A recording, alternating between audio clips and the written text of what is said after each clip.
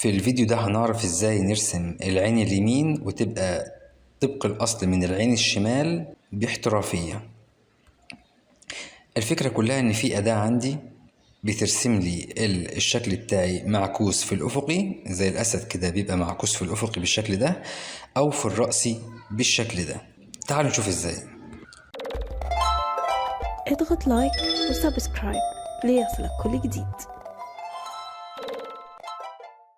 تمام، هنيجي هنا نختار أداة الكلون ستامب وهنروح من قائمة ويندو نختار كلون سورس.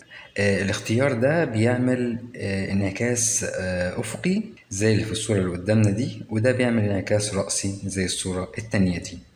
فأنا هختار الانعكاس الأفقي ده. تمام، الأداة دي بكبرها وصغرها من الجيم والدال. أنا هصغرها من الجيم وهضغط على Alt وكليك هنا عشان آخد عينة. Alt وكليك. تمام، وهاجي هنا أبدأ من المكان ده مثلا كده. تمام أهو، وهضغط كليك وأتحرك كده، هلاقيها الناحية التانية بتبدأ ترسم معايا بالشكل ده أهو. بس كده. تعالوا نجرب بقى في الصورة التانية دي برضو نفس الفكرة. هصغر واكبر الأداة من الجيم والدال وهضغط Alt وكليك في المكان ده، وبعدين هروح الناحية التانية هنا اهو، هروح لبداية العين بالظبط المكان ده كده، كليك واتحرك اهو كده اهو.